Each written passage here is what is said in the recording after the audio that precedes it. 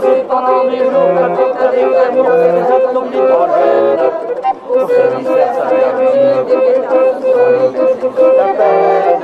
Et puis le jour qu'il essayait de faire se déployer, il prit tout en pleine gueule. Alors couleur de sparadrap, et puis on soutillonne, on entend du déclarat. Je deviens vieux, je m'en viens faire ce vieux jeu, je suis cerveau qui blanche. Porter de ma bombe, et je me suis rendu compte que cette chose compte, et dans ma peau qu'elle tombe. Il y a quelque chose qui cloche là-dedans, et on lui entend mieux que tout. C'est celle de ma femme et cachée quand chef d'État qui ont rendu visite. Il est aussi des sexuels, de chaque caga et tout aussi petite. En sens que tout à l'heure, on avait Bernard Thomas qui avait écrit un livre sur un homme qui s'appelle Marius Jacob. Certains d'entre vous étaient là. Et c'était facile parce que soit on parle de Marius Jacob, bon bah, de toute façon il est mort, on est tranquille. Soit on parle de l'auteur, on ne parle pas de l'auteur, on parle du livre. Donc ça c'est facile. Là, à propos de ce qui a été édité par les éditions Plein Champ, c'est un recueil d'articles consacré à un homme qui est lui-même un auteur, entre autres, on verra d'ailleurs, qui est présent ici. Donc c'est directement de lui que je dois parler, je vais en dire ce que j'en pense, en l'occurrence énormément de bien. Donc c'est une mission assez délicate. Je vais m'en sortir. Alors on pourrait s'en sortir en fait en prenant sa biographie. On va parler de ses bouquins. Le problème c'est qu'il y a 6 pages de biographie, Michel Aragon. Bon, donc je ne peux pas m'en sortir non plus comme ça, c'est très compliqué. Et en plus il précise qu'elle était complète. J'ai pas envie d'en dire beaucoup plus, Michel, parce que après on va, bon, bah, on le verra, ça appartient, je pense, au débat, au public et à toi. Mais j'insiste encore une fois sur cette idée je pense que la profonde intelligence, j'entends, non pas l'intelligence dans sa version oui, il faut pas moderne, mais mondaine plutôt, mais d'une capacité, d'une intelligibilité des choses. Et je pense là aussi, si dans l'ensemble de ton œuvre, qu'elle soit romanesque, qu'elle soit dans le domaine de la critique d'art ou dans le domaine des essais, il y a cette capacité à nous rendre les choses intelligibles, parce qu'encore une fois, l'intelligibilité, l'intelligence, je pense que tu fais la preuve, en fait, qu'elle passe par la liberté. Passer la parole d'ailleurs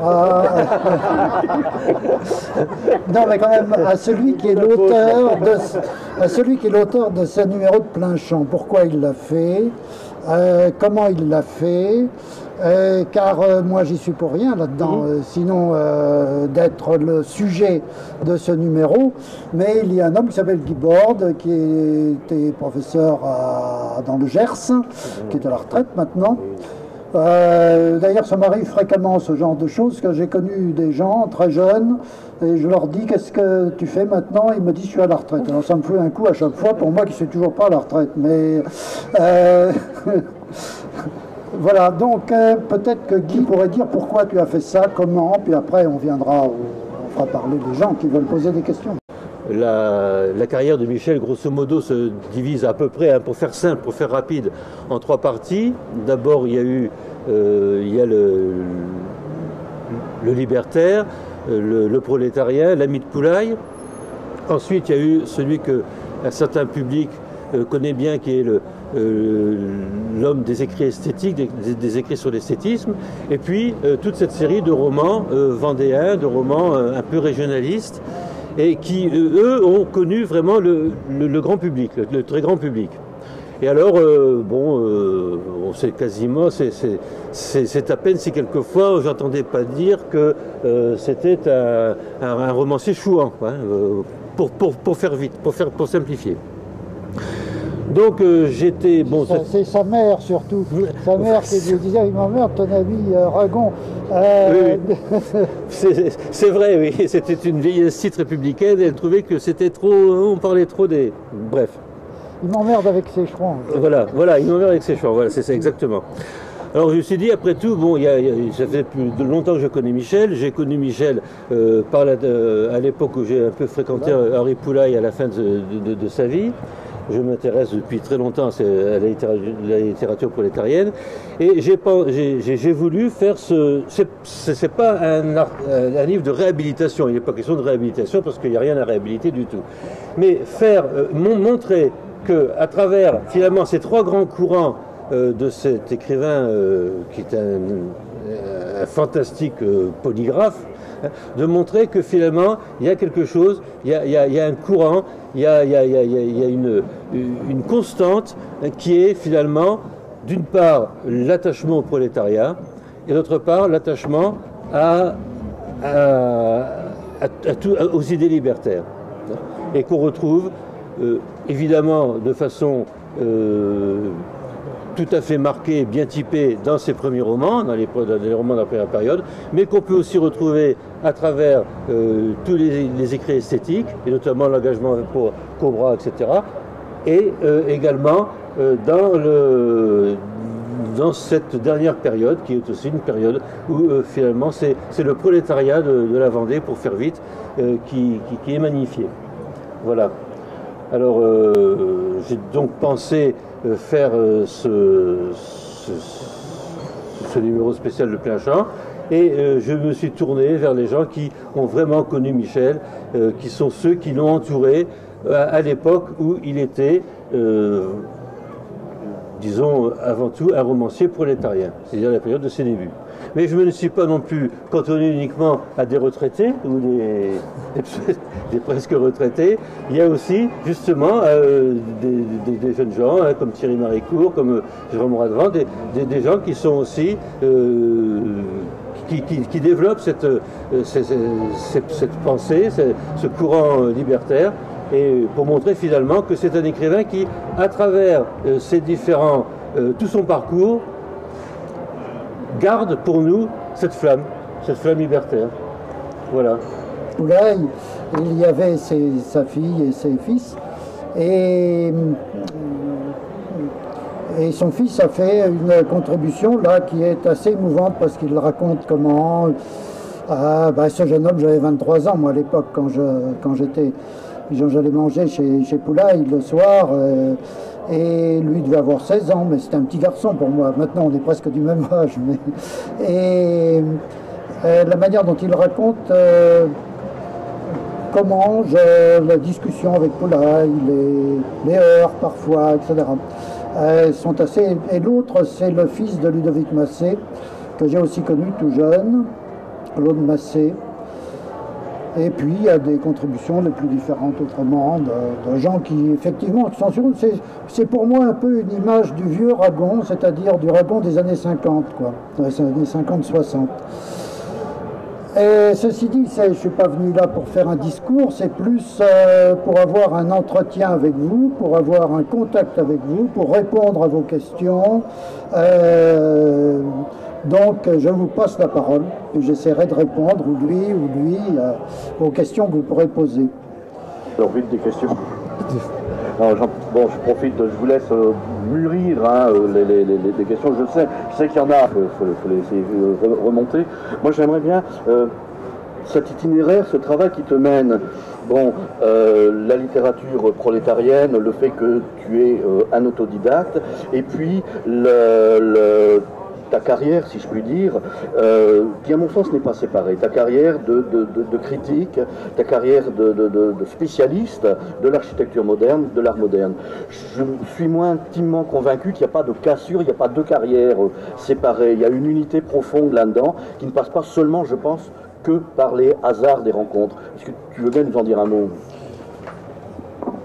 Oui, pour moi, il n'y a pas du tout de cassure, il n'y a pas de hiatus. Pour moi, c'est la même chose. Enfin, c'est le même itinéraire. Pour moi, il n'y a pas de différence. De toute manière, j'écris toujours de la même manière.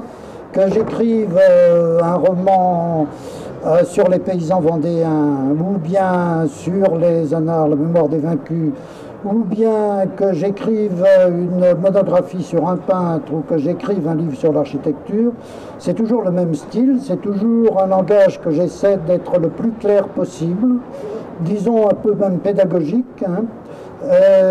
C'est toujours en tout cas quelque chose que je veux le plus clair possible et avoir le contact le plus direct possible.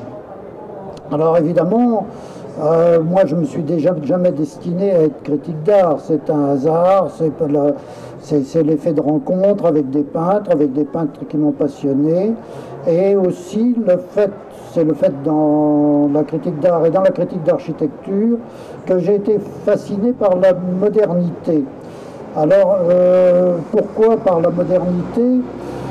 On m'a beaucoup interrogé là-dessus, j'y ai réfléchi parce qu'on me posait des questions. Je pense que c'est une réaction pour une enfance extrêmement pauvre, extrêmement démunie, extrêmement inconfortable. Je suis quelqu'un qui a eu de l'eau courante dans un appartement à peu près vers l'âge de 35 ans. Et qui avait des chiottes sur le palier. Donc pour moi l'architecture moderne c'était un rêve extraordinaire, c'est-à-dire c'était un rêve de confort, c'était un rêve de... et pour ma pauvre mère que j'ai réussi à la fin de sa vie de mettre dans une maison de retraite assez confortable, elle avait erré dans pas mal d'autres qui ne l'étaient pas du tout. Eh bien, c'est peut-être ça qui m'a éclairé, c'est qu'elle était absolument fascinée par la propreté de cette maison, par le linoléum, par tout ce côté propre, tout ce côté briqué, quoi, en quelque sorte. Donc la fascination pour moi de l'architecture moderne, ça doit venir un peu de ça, certainement. Mais dans ma lecture de l'architecture moderne, il ne faut pas oublier quand même, et ça je sais que mon ami, copain Maurice Joyeux me mettait toujours dans ses articles lorsqu'il parlait de mes livres sur l'architecture, c'est que je suis un des rares historiens de l'architecture à avoir parlé toujours de l'habitat populaire, d'avoir parlé aussi de l'influence de l'idéologie socialiste et libertaire du XIXe siècle sur les architectes, que ce soit Fourier, que ce soit Considérant, que ce soit Cabet, etc. Donc là, il y a une continuité évidente avec mes premiers contacts avec le mouvement libertaire. Il y a aussi quand même quelque chose que vous savez sans doute, mais que tout le monde ne sait pas. C'est que si j'ai rencontré le mouvement libertaire par le biais évidemment de Poulaille et de ses amis quand j'avais 21 ans, je n'ai jamais ensuite cessé d'être un familier, d'être un compagnon de ce mouvement. Et je n'ai jamais été tenté par ce qui était le cas des intellectuels, par les mouvements marxistes par exemple, quand c'était la mode. Non, je suis toujours resté dans la même perspective. Là, il y a c'est pas une question de fidélité, c'est une question que je me suis toujours trouvé bien dans ce mouvement-là et moins bien ailleurs, quoi, tout simplement. Donc pour moi il n'y a pas de différence. Alors lorsque j'ai parlé, bon, le problème de la Vendée, il faut bien dire, ne m'a pas inquiété dans la majeure partie de ma vie. J'étais devenu quelqu'un de parisien, quelqu'un de moderne, entre guillemets. Et pour moi, la Vendée, la lecture que j'en avais, c'était la lecture de Michelet, c'était la lecture de Jaurès, c'est-à-dire un peuple de paysans qui, conduit par la noblesse et l'Église, se révolte contre la République, contre la liberté, etc. Et puis un jour, après la mort de ma mère, j'avais fait un livre où en faisant le portrait de ma mère, j'essayais de m'y retrouver dans mes origines, dans ma culture première. Bon, derrière l'accent de ma mère, il y avait un accent paysan qui était celui de la Vendée. Il y avait une géographie assez particulière qui est celle de la Vendée, bocage, marais et la mer. Et puis il y avait une histoire. Mais dans cette histoire, je me suis plongé dedans, puis je me suis aperçu que ce n'était pas du tout ce qu'on disait. Du moins dans la première révolte vendéenne, c'était une révolte de paysans contre les bourgeois des villes. Contre les bourgeois des villes, les villes qu'ils venaient saccager, qu'ils venaient... C'était une jacquerie. Que cette jacquerie ait été ensuite récupérée par la noblesse et par la religion, ça c'est autre chose. Et surtout dans le XIXe siècle, il y a eu tout un côté de moralisation qui a récupéré cette révolte.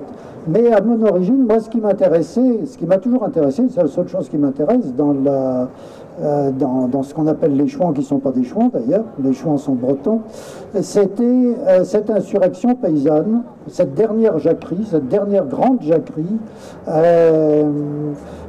qui s'insurgeait d'ailleurs, pas du tout au nom du roi, car la révolte vendéenne est venue bien après que le roi ait été guillotiné, ça n'avait pas fait bouger la Vendée d'ailleurs. Bon, il y a une adéquation qui s'est faite assez vite avec les prêtres, mais les prêtres étaient des gens du pays, c'est des gens qui avaient qui exprimait un peu l'âme du village, qui étaient les compagnons, qui faisaient pleuvoir quand c'était nécessaire, qui empêchaient de pleuvoir quand il fallait qu'il y ait de la sécheresse. Enfin, les prêtres étaient un peu sorciers. Donc moi c'est ça, c'est cette lecture populaire de l'insurrection vendéenne qui m'a toujours intéressé, c'est ça que j'ai essayé de décrire. Pendant longtemps d'ailleurs, ça a permis puisque ces livres ont eu un assez grand succès de répercussion, ça donnait d'ailleurs une lecture nouvelle de la Vendée, jusqu'au jour où la Vendée a été récupérée de nouveau par des puissances, disons, médiatiques et réactionnaires, et tout le boulot que j'ai fait est un petit peu tombé, pas tombé complètement, mais assez perturbé. Mais que ce soit la mémoire des vaincus ou que ce soit les mouchoirs rouges des Cholet, pour moi c'est la même chose. C'est la même chose, pour moi il n'y a pas tellement de différence, hein. C'est la même recherche, etc. J'avais publié d'ailleurs en janvier, ou bien comment il s'appelle celui-là, dernier roman que j'ai publié, sur la paysannerie actuelle, alors. Merci beaucoup. Les coquelicots sont revenus.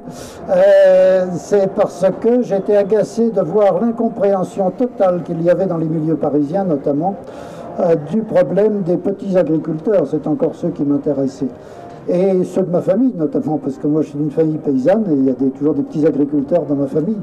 Et donc je me disais, c'est pas possible, je peux quand même pas laisser ce problème sans protester. Et mon livre, ce roman, a été un livre de protestation et qui a été reçu, il faut bien dire, par les jeunes paysans avec une très grande faveur et une très grande compréhension. Ils l'ont porté d'ailleurs un peu comme... Il va paraître d'ailleurs... il est actuellement tourné pour la télévision par Boringer. Et il doit passer sur les antennes d'FR3 cet hiver. J'espère qu'il ne sera pas trop abîmé, ça. C'est toujours difficile à savoir. Mais en principe, le scénario que j'ai lu, toute l'image sociologique était respectée. Mais je crois que Boringer l'a pas mal tiré du côté de la fesse depuis. Mais enfin, bon.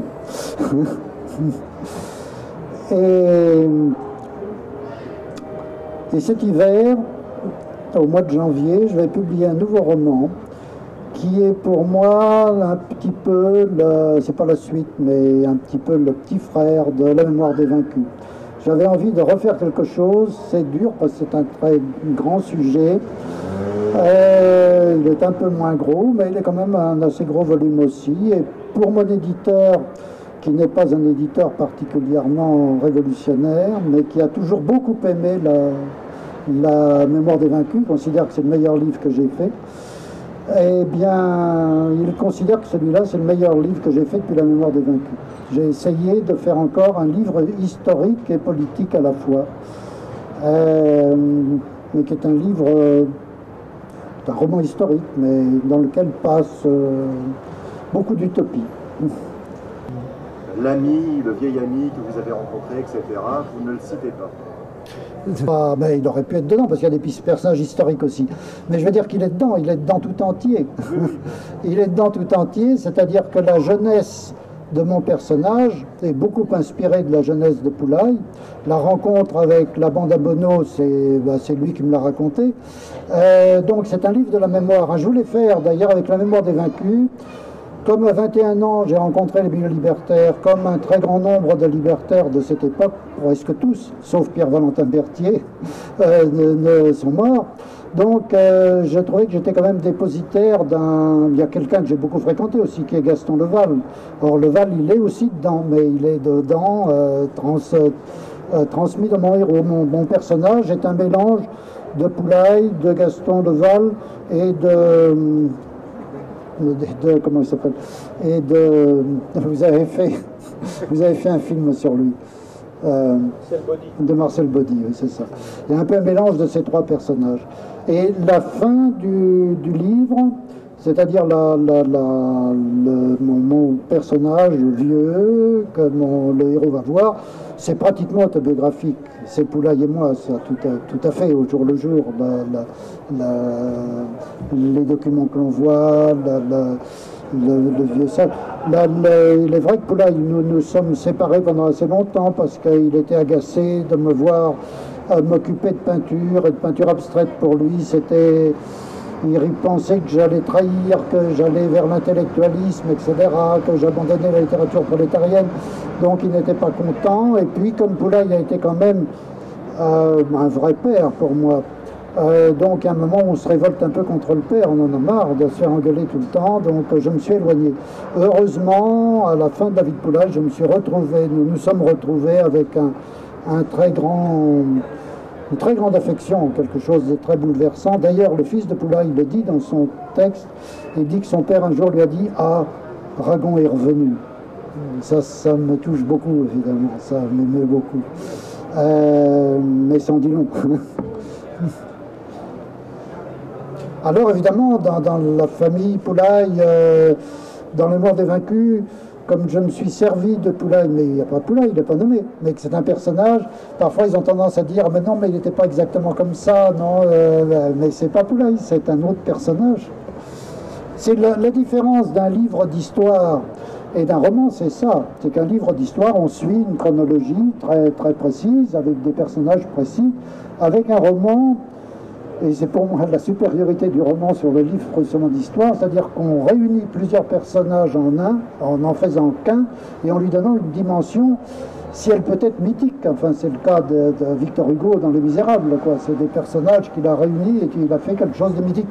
J'espérais qu'avec Fred Barthélemy, je réussirais à faire quelque chose de mythique, et je crois que j'en étais pas loin de réussir, étant donné le côté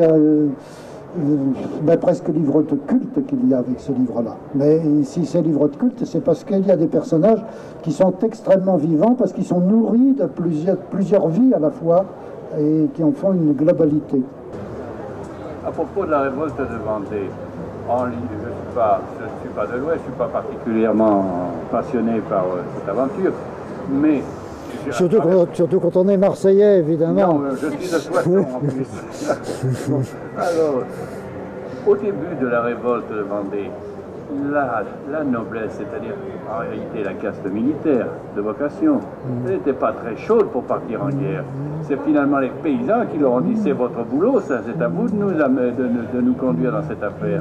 Donc, si ça a été récupéré et utilisé, mais au départ, il y avait bien une volonté de paysans qui me paraît s'être révoltés contre la levée de ces enfants au moment le plus crucial de l'année agricole.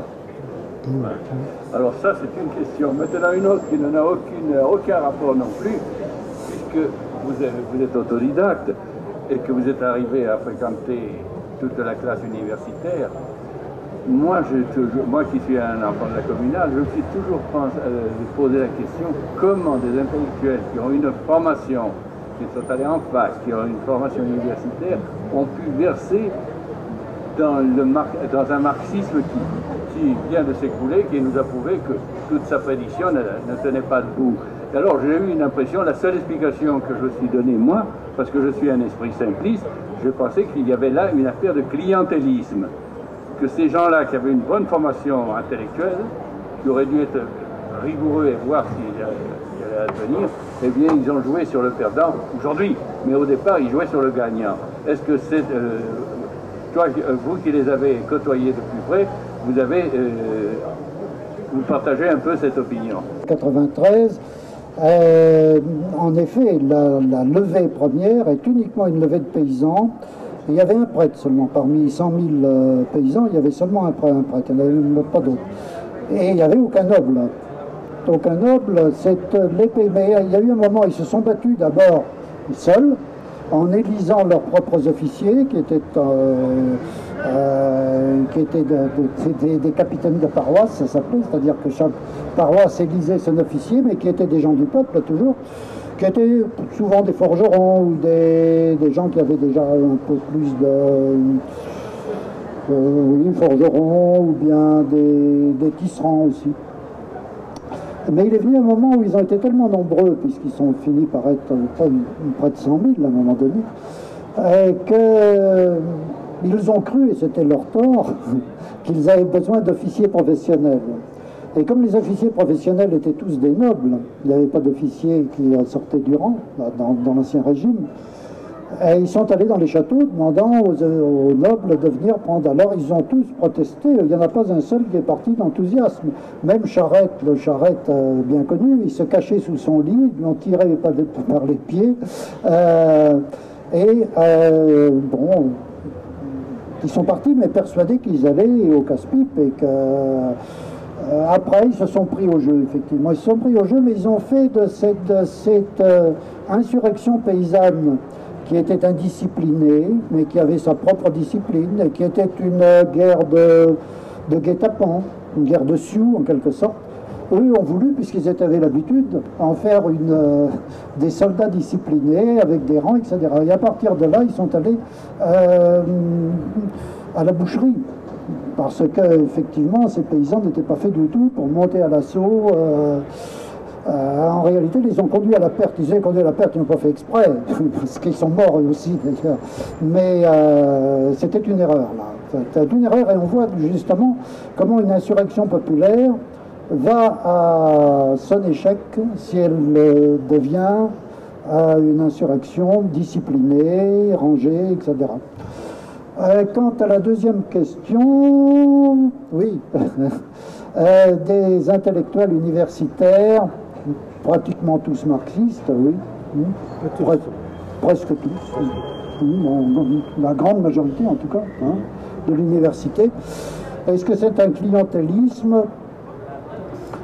Je ne sais pas, je crois pas, je crois que c'est plutôt un courant, c'est aussi de leur part très souvent une utopie. L'utopie est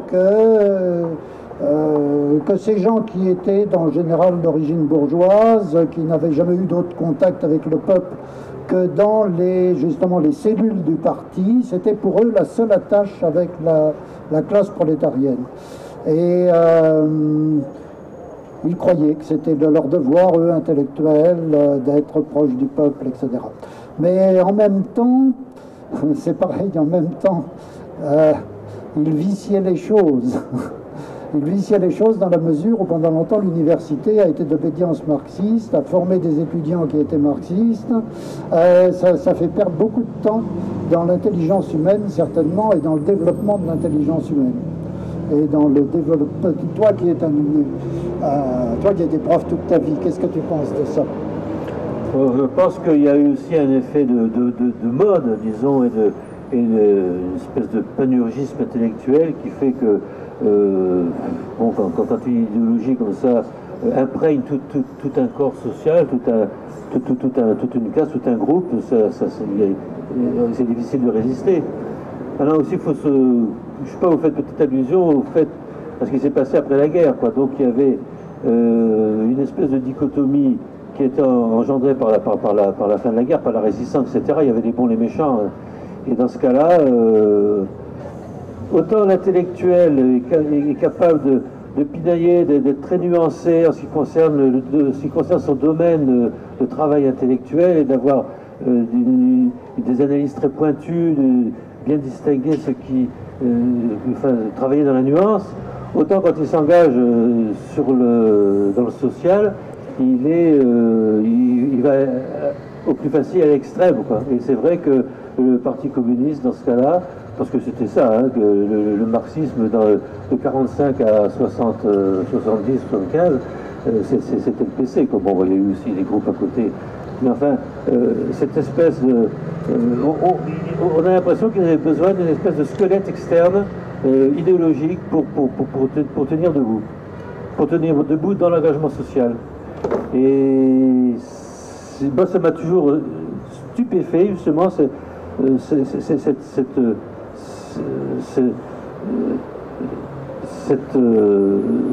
opposition, en fait, ce contraste qu'il y avait entre le fait d'être capable de parler de choses de façon très très intelligente, très subtil hein, dans le domaine, et puis l'incapacité à concevoir le social de manière aussi intelligente. Parce que c'était facile, quoi. Et puis je crois aussi qu'il y avait une mauvaise conscience, et qu'on rattrapait la mauvaise conscience, parce que quand même un intellectuel, c'est quand même quelqu'un qui, de par son statut social, participe de la bourgeoisie. Et le fait de s'engager aux côtés du peuple, d'aller vendre du dimanche le dimanche matin, quand il fait froid, etc., c'était aussi une façon de satisfaire sa mauvaise conscience. Moi, j'en suis persuadé. Et ça devait beaucoup compter. Et l'ensemble, ça a formé toute une nébuleuse idéologique qui a fonctionné pendant une trentaine d'années, quoi. C'est vrai. Enfin, je sais pas si c'est... J'ai senti comme ça. Oui, je crois qu'il y a beaucoup de ça. Mais je dois ajouter aussi, pour moi, qui est après la libération, je suis arrivé à Paris en 1945, j'avais 21 ans. Lorsque l'on fréquentait à cette époque les milieux de la littérature prolétarienne et le milieu anarchiste, on était vraiment très seul. On était l'objet de la réprobation universelle. C'est-à-dire que les communistes étaient très puissants. À côté d'eux, il y avait les socialistes qui n'avaient aucune envie à l'époque. Ils étaient très marxisants, les socialistes de l'époque. Donc ils n'avaient aucune envie de patronner ou de recueillir des éléments libertaires. Et puis il y avait la droite, il y avait les gaullistes. Donc au milieu de tout ça, la littérature prolétarienne et l'anarchie qui renaissait après la guerre, où elle avait été complètement évidemment occultée, c'était quelque chose de presque de semi-clandestin. C'était pas officiellement clandestin, bien que l'anarchie était interdite. Hein. Le mouvement anarchiste était interdit à l'époque. Il a été interdit jusqu'à une date très récente, mais je veux dire que ça ne tombait plus sous le coup de la loi d'ailleurs. Mais je crois que c'est Mitterrand qui a levé l'interdit seulement. Oui, oui. Mais oui, mais oui, mais oui, mais oui. Oui, ça tombait toujours sous la loi les lois dites scélérates, après les attentats anarchistes de 1890, enfin dans les années 90. Ça n'avait jamais été levé, mais il y avait un consensus qui s'était fait, sauf pendant la guerre, évidemment. David Rousset, quand il dénonçait les bagnes du RSS, le goulag, etc., a été considéré comme le pire des salauds. Gide aussi. Et Gide aussi, avant. Enfin, c'est très difficile à l'époque. Hein, il y avait vraiment une chape de plomb qui était... Mais ça, pour moi, c'est inexcusable. Hein, c'est absolument inexcusable que ce soit Éluard, que ce soit Aragon, etc. Mais oui, mais attention, ils sont encore très protégés. Que l'on accuse Céline de ces monstruosités antisémites, c'est normal. Mais on ne met pas du tout sur le même plan Aragon. Aragon, il y a toujours une certaine excuse. Il y a une excuse sur Aragon ou sur Éluard. Pas sur Céline. Sur Céline, il n'y en a aucun. Il n'y a pas d'excuse. Et c'est normal qu'il n'y ait pas d'excuse. Mais eux, il y a toujours une excuse. Ils ne sont pas sur le même plan. Hein. Sartre. Et Sartre, c'est pareil. Sartre, c'est pareil. Ouais. Là, il y a toujours une camarilla intellectuelle qui joue. Hein. Il y a toujours un esprit de corps qui joue. Justement, Céline n'en faisait pas partie de cet esprit de corps. C'est pour ça qu'il est en enfer. Il y avait quand même un rapport aux soviétiques, alors qu'il savait très bien ce qui se passait, puisqu'il y allait très souvent. Il était marié avec une Russe en plus. Donc il savait très bien ce qu'étaient les procès de Moscou, il savait très bien qu'il y avait du goulag, et il n'a jamais rien dit, il a toujours tout avalé, il a toujours tout approuvé, de la même manière que Céline a approuvé les Allemands. C'est pareil, pour moi c'est sur le même plan. Or, on n'excuse pas Céline, mais on excuse Aragon. Il y a quelque chose encore là qui est un esprit de corps, un esprit justement de la mafia intellectuelle. Est-ce que vous définiriez comme un écrivain libertaire? Je fais allusion à Thierry Maricourt qui vous cite dans son anthologie sur les écrivains libertaires.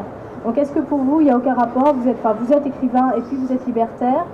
Ou est-ce que c'est lié? Et si oui, qu'est-ce que ça veut dire par rapport, comment vous placez par rapport aux écrivains aujourd'hui? Enfin, je sais pas, les prix, les éditeurs, pour qui vous écrivez? Est-ce que le style, des choses comme ça, est-ce que vous avez essayé de faire passer enfin, un petit peu d'esprit libertaire?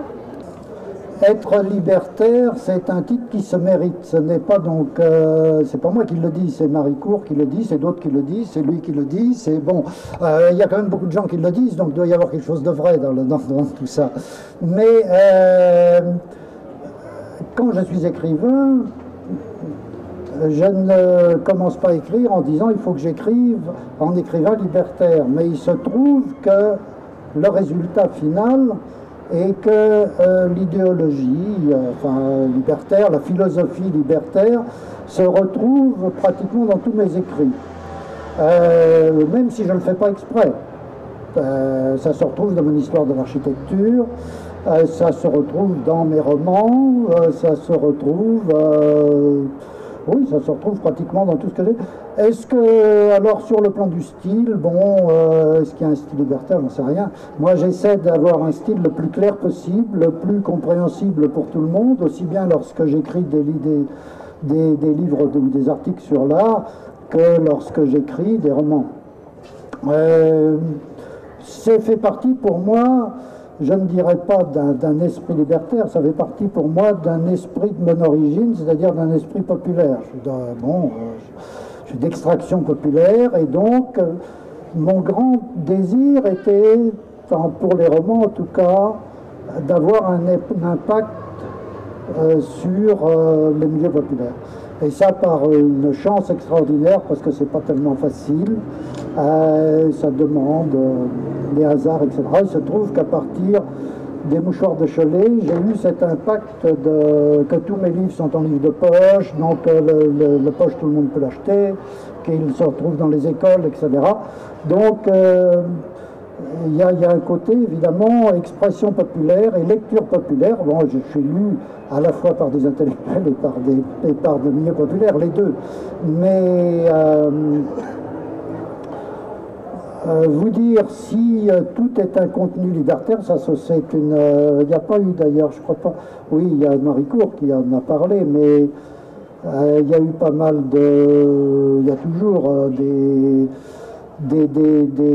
mémoires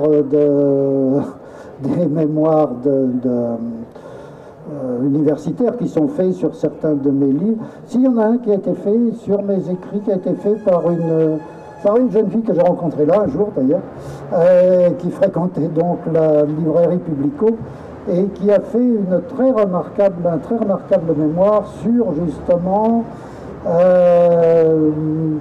l'idéologie libertaire qui se trouve dans mes livres vendéens uniquement d'ailleurs. C'est un très beau travail qui a été fait il y a quelques années. Mais dans l'introduction faite par Guy Borde du numéro de Plein Champ, il y a quand même une lecture, je pense, assez libertaire de mes écrits, qui est parfois d'ailleurs critique. Il n'est pas, je veux dire, ce n'est pas l'étude que fait Guy Borde pour préparer cette revue n'est pas uniquement laudative. Il y a aussi de la critique sur le plan justement de l'idéologie qui en découle. Mais dans l'ensemble, je pense qu'il pense quand même que c'est une lecture libertaire dans l'ensemble. Oui, oui. Oui, mais je pense que je ne sais pas si l'écriture libertaire s'affiche comme telle systématiquement. Je veux dire que l'idée, parce que l'idéologie me paraît, le terme idéologie me paraît un peu trop suspect en l'occurrence, mais les idées libertaires, on les retrouve plus ou moins, disons, exprimées de façon plus ou moins explicite. Hein. C'est-à-dire que, par exemple, dans le bouquin sur les paysans, les coquelicots, là, c'est évidemment qu'on en arrive quelquefois au délire, et là, c'est amusant, quoi. C'est vraiment un roman vraiment libertaire, au sens où ça détruit tous les cadres de la société existante. Bon, il y a des romans où c'est moins visible, hein, mais je pense que, oui, elle est toujours là. Elle est toujours là, c'est cette préoccupation. Hein, même dans les romans, enfin, même dans les, je veux dire, dans les écrits d'esthétique. Hein, c'est évident qu'il y a quelque chose. Tu venais de lire. Oui. Oui, parce que je trouve ça pas mal, y compris la critique un petit peu sulfureuse qui est faite à un moment donné. La notoriété de l'écrivain régionaliste est considérable et elle paraît fondée sur une double réputation. Celle très mode actuelle d'une évocation réussie de l'enfance, qui plus est enfance populaire, anthropologiquement bien typée. La réédition de l'Accent de ma mère a été assurée par la collection Terre humaine. L'enfant père de l'homme, l'autre plus sulfureuse dans la France républicaine consensuelle, d'une réhabilitation talentueuse et donc d'autant plus dangereuse de l'insurrection vendéenne de 1793, avec un peu sulfureux, et donc d'autant plus sulfureuse, dangereuse, non, de l'insurrection vendéenne de 93 et du demi-siècle de guerre civile qui l'ont suivi. Une sorte de puits du fou littéraire, plus scandaleuse encore du fait que Nonens Volins, l'écrivain anarchiste qui est l'auteur classé à gauche, j'aime pas ça, moi, j'aime pas être classé à gauche ni à droite de toute façon. Généralement, oui. Il a dans cette même période rédigé le texte de l'ouvrage iconographique consacré à la CFDT au centenaire du syndicalisme en France. Un lectorat régional ravi de se regarder dans un miroir prestigieux, un public chiraco-villiériste féru de bonne lecture, et tous les amateurs d'œuvres romanesques de qualité, ils sont encore nombreux malgré la télé, ont fait de Michel Rebond un auteur à succès. Vous voyez que l'analyse de l'auteur à succès n'est pas faite dans la dentelle, mais moi j'aime bien, je trouve ça, moi, c'est pas quelque chose de confiant dévotion, c'est bien. Et alors, cette idée libertaire dont vous parlez, de où ça vous vient? Ça vous vient pas de la religion, par exemple? Vous avez lu la Bible quand vous étiez petit? Beaucoup, oui. Allez, dites-moi, parce que moi, ça m'intéresse pour savoir d'où la mienne, elle vient. Non, pour moi qui n'étais pas à l'école communale, mais à l'école des frères des écoles chrétiennes, l'école des pauvres. Les frères des écoles chrétiennes, c'était l'école des pauvres qui n'était pas à la communale. Évidemment, j'étais pétri des évangiles. Il y avait une idée très répandue dans les milieux anarchistes et socialistes du 19e siècle, c'est que c'était Jésus le prolétaire, Jésus le premier socialiste. C'est c'est pas ce qu'on m'enseignait à l'école évidemment, mais peut-être qu'inconsciemment il y a de ça. Mais je crois pas. Moi, ma venue au milieu libertaire, ma venue à l'anarchie est venue certainement d'une très grande révolte, d'une condition d'adolescence extrêmement dure. J'ai commencé à travailler à 14 ans. Il y a donc je suis rentré sur le marché du travail il y a 60 ans. Non, mais ceux qui ont 60 ans de marché de travail ne sont pas très courants aujourd'hui. Et donc j'ai commencé à travailler à 14 ans comme garçon de course à Nantes, qui est une ville très pluvieuse en plus. Et puis la bourgeoisie de Nantes était une bourgeoisie très dure, le patronat de Nantes était un patronat très dur. Donc j'ai travaillé manuellement, j'ai bourlingué beaucoup, et donc certainement que cette la très dure condition sociale que j'ai vécue avec ma mère, parce qu'on avait exactement l'aspect de ce qu'ont les travailleurs immigrés aujourd'hui. Avec ma mère, quand j'avais 14 ans, on est parti à Nantes pour que j'ai un travail, parce qu'en Vendée, on n'en trouvait rien. Et donc, j'étais garçon de course et on n'avait pas de logement, donc ma mère était concierge. C'est donc exactement la chose habituelle des immigrés. Donc, c'est sans doute ça qui a été le ferment. C'est le ferment de la révolte. Et puis ensuite, il y a eu la rencontre de Poulaille. Il y a eu la rencontre de Poulaille qui m'a fait rencontrer tous ses amis. Et presque tous ses amis étaient anards ou apparentés, en tout cas. Donc c'est ça, tout naturellement, c'est ça. Moi, je suis un homme du livre, et ce qui m'intéresse, c'est le livre, et ce qui m'intéresse, c'est les gens qui lisent le livre. Donc, À part ça, ça m'intéresse beaucoup moins. Bon, les images, ça peut m'intéresser quand même. Mais je veux dire que ça m'intéresse comme outil de propagation du texte. Mais pour moi, c'est le texte qui est fondamental. Est-ce que vous auriez le droit d'intervenir sur ce qui serait produit? Parce qu'on pourrait très bien vous trahir si vous n'avez aucun droit d'intervention. Pour les mouchoirs de Cholet, et pour la mémoire de vaincu, le mémoire de vaincu, ça a presque été fait. Hein. Il y avait un producteur, ça demandait quelque chose d'énorme comme budget, il devait y avoir des tournages en URSS, etc. Mais je voulais absolument avoir mon mot à dire. Je voulais, et ça les producteurs de cinéma ne peuvent pas supporter ce genre de choses. Ils ne veulent pas que l'auteur se mêle du scénario, etc. Donc ça ne s'est pas fait. Ça ne s'est pas fait parce que je me suis aperçu que j'étais... Mais ça, de toute façon, les mouchoirs de Cholet et la mémoire des vaincus, ça je serai inflexible. Ça ne se fera jamais sans mon contrôle. Par contre, là, plus récemment, pour mon livre sur la paysannerie actuelle, sur les coquelicots sont venus, il y a un producteur qui a voulu le faire, et puis un metteur en scène, c'est Boringer. Et Boringer, il vient de le tourner, je ne m'en suis pas mêlé du tout, mais ça avait moins d'importance pour moi que La mémoire des vaincus ou Les mouchoirs du Cholet. C'est un livre quand même moins important, c'est un livre qui défend la classe. J'ai vu le scénario de toute façon. Dans le scénario, le problème, l'impact de la défense de la paysannerie, de la petite paysannerie actuelle, était explicite. Qu'est-ce qu'en a fait Boringer depuis? Je vais le voir bientôt, mais enfin, je suis un petit peu inquiet. Je suis un peu inquiet qu'il ait pas mal poussé sur le côté de la fesse, quoi, mais qui était pas très contenu dans mon livre, mais d'après ce que j'ai entendu, parce qu'il en a parlé plusieurs fois du livre dans des interviews, je suis un petit peu inquiet. Mais là, je m'en suis pas occupé là, du tout. Non. Mais pour les mouchoirs de Cholet ou pour la mémoire des vaincus, bien sûr, là, je serai intraitable. Vous avez appartenu à un courant d'idées d'écriture que les écrivains du peuple. Ça veut dire que vous cherchiez avec d'autres personnes que des gens qui travaillent relatent leur vie. Donc par conséquent aussi, il y a une forme d'idéologie, je dirais, un peu abstraite, mais qui tend évidemment vers ce qu'on appelle une tendance libertaire.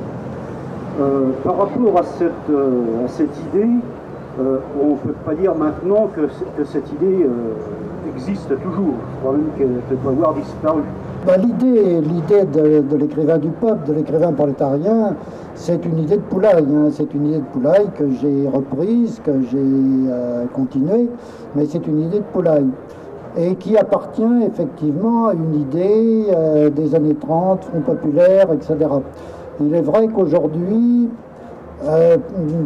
c'est aussi le produit, les écrivains prolétariens sont en général des autodidactes qui ont quitté l'école très jeunes, etc. Par le fait même du prolongement des études jusqu'à 16 ans, il n'y a pratiquement plus d'autodidactes dans le sens ancien du mot. Il y a aussi beaucoup moins de travailleurs manuels dans l'ancien sens du mot, c'est-à-dire qui étaient surtout des artisans. La plupart des écrivains prolétariens étaient charpentiers, cordonniers, travaux il y a toujours des charpentiers d'ailleurs, et des cordonniers, mais c'est plus le même contexte, c'est plus le contexte de l'artisanat, c'est dans un contexte beaucoup plus maintenant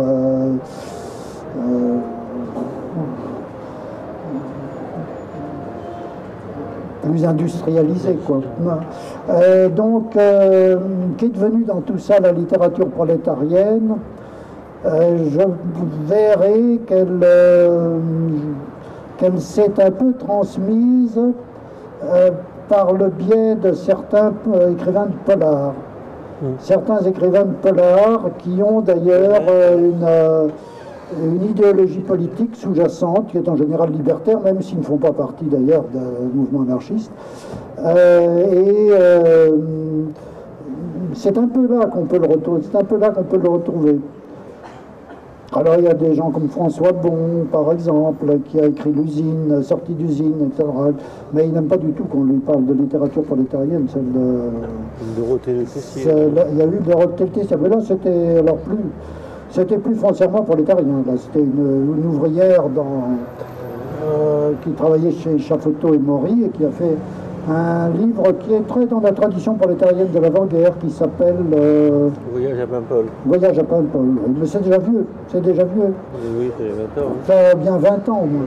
Une vingtaine d'années. Ouais. La classe ouvrière de la deuxième révolution industrielle, c'est-à-dire de la grande usine, de l'atelier et de l'usine, correspond aussi à l'époque où l'écrit était important, il n'y avait pas la télé, et l'écrit était...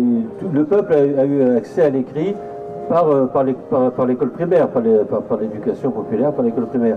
Donc il y a eu tout un mouvement où l'émancipation des travailleurs passait par l'écrit. Et cette littérature prolétarienne dont tu parlais là, est une littérature aussi de témoignage, à travers laquelle les gens exprimaient leur expérience propre, ce qui la différenciait, si vous parliez du réalisme socialiste, qui était lui une littérature de propagande mise au service d'un pouvoir avec des canons esthétiques, comme toujours quand les canons esthétiques sont décrétés par le pouvoir, ils sont extrêmement simplistes et donc et stéréotypés. Donc ça n'a rien à voir. La littérature prolétarienne vivante, c'est une littérature essentiellement de témoignage, d'imagination aussi, mais qui avait toujours un cadre très, très naturaliste. Moi je la considère un peu comme un dernier avatar du roman naturaliste. Et il y avait les écrivains de l'atelier, les charpentiers, les écrivains de l'usine aussi, comme Maurice Thiem, etc. Il n'y avait pas beaucoup. Il y avait pas beaucoup, il y en avait aussi. Il y en avait aussi. Et cette littérature, à mon avis, c'est la télé qui l'a tuée, parce que on ne s'exprime plus. Le public qui l'aurait lu est complètement dilué, atomisé par la télévision, et c'est un changement de société. Et je crois effectivement, tu as raison, c'est un peu dans les bouquins de Didier Denac, dans la série du groupe, etc., qu'on retrouve cette veine, un peu transformée sous la forme du polar. Et est-ce que vous continuez encore une action dans le domaine de la peinture, entre autres, je rage de peintre qui peint de l'art? Plus du tout d'activité de critique d'art, d'actualité, donc je ne m'occupe que de... Qu'est-ce que je peux dire? Je reste fidèle aux choses que j'ai faites autrefois. Il y a des artistes que j'ai bien connus autrefois. L'art brut, je l'ai connu, à la fin des années 40, 48. Donc j'ai fait un livre aussi sur l'art brut. Je veux dire, ça fait partie d'une vieille histoire pour moi. C'est pas une histoire actuelle. L'histoire actuelle de la peinture, des jeunes peintres, des jeunes artistes. Je vois moi de moins en moins de choses. D'abord parce que je ne suis plus tout jeune, donc je me fatigue et je me consacre plus à l'écriture et je sors beaucoup moins, évidemment. Mais je n'ai plus du tout d'actualité. Je ne vais plus dans les ateliers, etc. Mais je garde un contact néanmoins. La pluie vers son noir, Soulage. Donc Soulage, j'ai toujours un rapport avec lui. Un petit texte dans la chose. Sinon, il y a quelques artistes plus jeunes quand même, à la fin de mon activité, comme Bernard Venet, comme Reynaud, avec lesquels j'ai des contacts, bien sûr, qui sont beaucoup plus jeunes que moi. Mais ça s'arrête là, c'est la dernière génération. Mais ils arrivent vers 60 ans. Et ils ont même dépassé parfois.